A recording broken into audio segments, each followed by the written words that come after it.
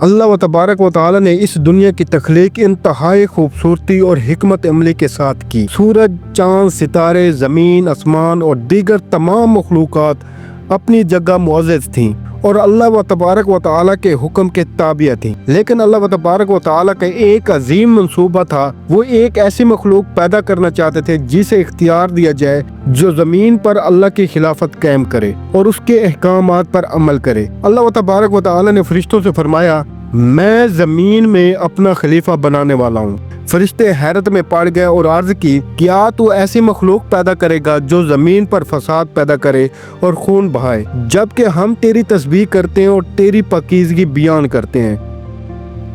اللہ و تبارک و تعالی نے فرمایا، میں وہ جانتا ہوں جو تم نہیں جانتے۔ یہ جواب ایک واضح پیغام تھا کہ اللہ و تبارک و تعالی کے منصوبے میں وہ حکمت پوشیدہ ہے جسے دوسری مخلوقات سمجھ نہیں سکتی۔ اللہ و تبارک و تعالی نے مٹی لی اور اس سے ایک انسان کی صورت بنائی۔ یہ مٹی مختلف عناصر سے بنی ہوئی تھی، نرم اور سخت، سفید اور سیاہ، خشک اور گیلی مٹی سے۔ پھر اللہ و تبارک و تعالی نے اس بت میں روح پھونکی۔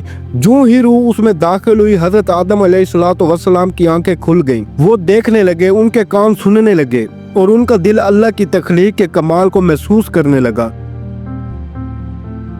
اللہ و تبارک و تعالی نے حضرت آدم علیہ السلام کو اپنے علم سے نوازا اور انہیں تمام چیزوں کے نام اور ان کے فائدے سکھائے۔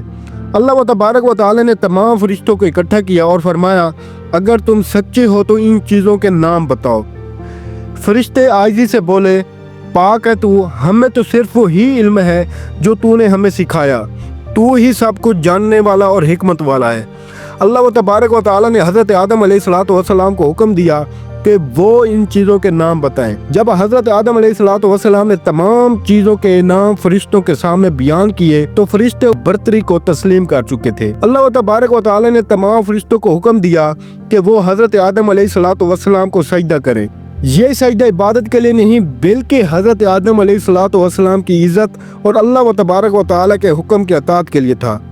تمام فرشتے فوراً سجدے میں جھک گئے، لیکن ایک مخلوق ابلیس نے انکار کر دیا۔ وہ جنات میں سے تھا اور وہ آگ سے پیدا ہوا تھا۔ اللہ و تبارک و تعالی نے فرمایا، اے ابلیس، تجھے کس چیز نے روکا کہ تو سجدہ نہ کر جبکہ میں نے تجھے حکم دیا ہے؟ ابلیس نے تکبر سے جواب دیا کہ میں اس سے بہتر ہوں، تو نے مجھے آگ سے پیدا کیا اور اسے مٹی سے۔ یہ الفاظ ابلیس کے زوال کے بنیاد بنے۔ اللہ و تبارک و تعالی نے ابلیس کو اپنی رحمت سے نکال دیا اور فرمایا، تو یہاں سے نکل جا، تو مردود ہے اور قیامت کے دن تک تجھ پر لعنت ہوگی۔ ابلیس نے مہلت مانگی کہ وہ قیامت تک اسے زندہ رکھا جائے تاکہ وہ انسانوں کو گمراہ کرے۔ اللہ و تبارک و تعالی نے اسے مہلت دے دی، لیکن یہ بھی فرمایا کہ نیک لوگ اس کے دھوکے میں نہیں آئیں گے۔ حضرت آدم علیہ السلام کی تخلیق کے بعد اللہ و تبارک و تعالی نے ان کے لیے ایک خاص جگہ تیار کی جسے ہم جنت کہتے ہیں۔ یہ جگہ ہر قسم کی نعمتوں سے بھرپور تھی۔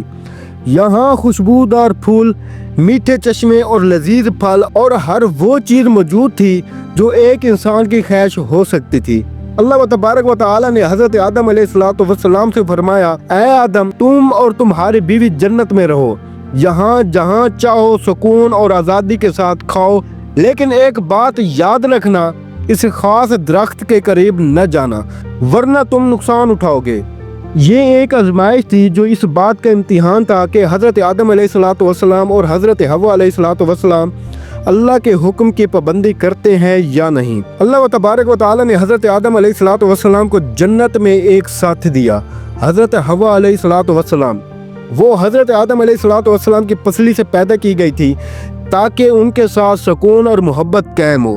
دونوں میاں بیوی جنت میں خوشی اور سکون کے ساتھ رہنے لگے۔ ابلیس جسے اللہ و تبارک و تعالی کی رحمت سے نکال دیا گیا تھا، حضرت آدم علیہ السلام اور حضرت حوا کے خلاف دشمنی کا ارادہ کر چکا تھا۔ وہ اللہ تعالی سے کیے گئے اپنے وعدے کو پورا کرنے کی کوشش میں تھا کہ وہ انسان کو گمراہ کرے گا۔ شیطان نے جنت کے قریب پہنچ کر حضرت آدم علیہ السلام اور حضرت حوا علیہ السلام کو بہکانے کی کوشش کی۔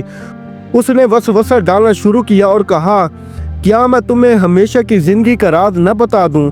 وہ درخت جس کے پاس جانے سے اللہ تبارک و تعالی نے تمہیں منع کیا گیا ہے، وہ درخت ہمیشہ کی زندگی اور نہ ختم ہونے والی بادشاہی کا ذریعہ ہے۔ حضرت آدم علیہ السلام اور حضرت حوا علیہ السلام نے شروع میں شیطان کی باتوں پر دھیان نہیں دیا، لیکن شیطان بار بار وسوسے ڈالتا رہا اور جھوٹی قسمیں کھاتا رہا۔ میں تم دونوں کا خیر خواہ ہوں، اگر تم اس درخت کا پھل کھاؤ گے تو تمہیں کبھی موت نہیں آئے گی اور تم فرشتوں جیسے بن جاؤ گے۔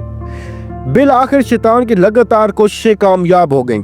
حضرت آدم علیہ السلام اور حضرت حوا علیہ السلام شیطان کے دھوکے میں آ گئے اور اس درخت کے قریب چلے گئے جس سے اللہ تبارک و تعالی نے انہیں منع کیا تھا۔ انہوں نے اس درخت کا پھل کھا لیا۔ جیسے ہی انہوں نے پھل کھایا ان کا لباس اتر گیا، وہ اپنی حالت پر شرمندہ ہو گئے۔ وہ جنت کے درختوں کے پتوں سے اپنے جسم کو ڈھانپنے لگے۔ یہ ان کی پہلی غلطی تھی۔ اللہ تبارک و تعالی نے ان دونوں کو مخاطب کر کے فرمایا، کیا میں نے تمہیں اس درخت کے قریب جانے سے منع نہیں کیا تھا؟ اور کیا میں نے یہ نہیں کہا تھا کہ شیطان تمہارا کھلا دشمن ہے؟ حضرت آدم علیہ السلام اور حضرت حوا علیہ السلام نے اپنی غلطی تسلیم کی اور اللہ تبارک و تعالی کے حضور عاجزی سے عرض کیا، اے ہمارے رب، ہم نے اپنی جانوں پر ظلم کیا، اگر تو ہمیں معاف نہ کرے گا اور ہم پر رحم نہ کرے گا تو ہم بہت زیادہ نقصان اٹھائیں گے۔ حضرت آدم علیہ السلام اور حضرت حوا علیہ السلام کو زمین پر بھیج دیا گیا۔ زمین کی زندگی جنت کے سکون اور آرام سے مختلف تھی۔ یہاں مشکلات، محنت اور آزمائش کا آغاز ہوا۔ یوں انسان کی زندگی کا پہلا باب شروع ہوا۔ دوستوں، امید کرتا ہوں کہ آپ کو ہماری ویڈیو پسند آئی ہوگی۔ اگر آپ کو ہماری ویڈیو پسند ہے تو اسے زیادہ سے زیادہ لائک کریں، شیئر کریں، ہمارے چینل کو سبسکرائب کرنے کے ساتھ ساتھ گھنٹی کے نشان کو پریس کر کے آل پر سیٹ کر دیں۔